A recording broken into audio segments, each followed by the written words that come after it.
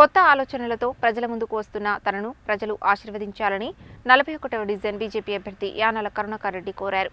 నిరంతరం ప్రజలకు అందుబాటులో ఉండే తనను కమలం పువ్వు గుర్తుపై ఓటు వేసి కార్పొరేటర్గా గెలిపించాలని కోరారు.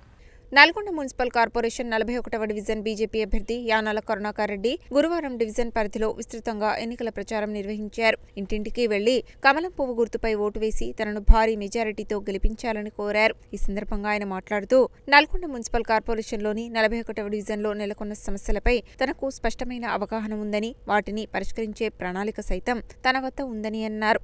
ఓపెన్ డ్రైనేజీతో దోమల వల్ల ప్రజలు ఎన్నో ఇబ్బందులు పడుతున్నారని అన్నారు.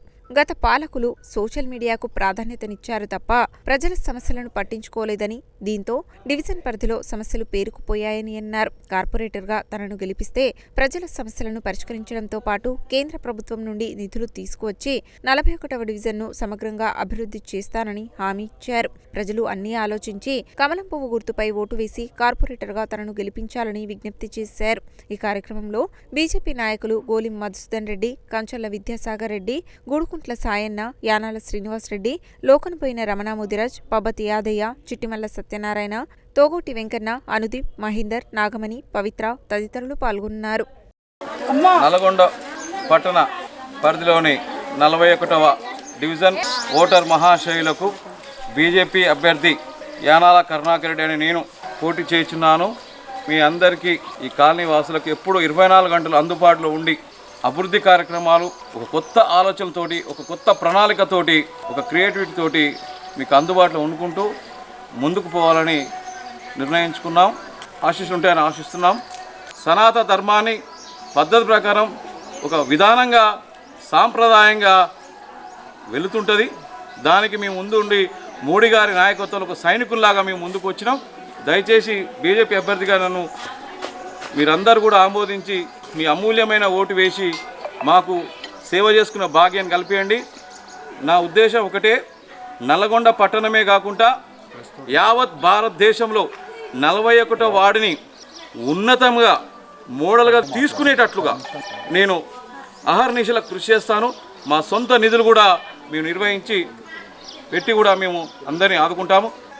ఎన్నో కార్యక్రమాలు ఉన్నాయి, సేవా కార్యక్రమాలు, సాంస్కృతిక కార్యక్రమాలు కానివ్వండి, పిల్లలకు స్కూల్ పిల్లలకు డ్యాన్స్ కానివ్వండి, కరాటే కానివ్వండి, ఉచితంగా 41 డివిజన్ పరిధి పిల్లలందరికీ కూడా మేము ఉచితంగా నేర్పిస్తాం.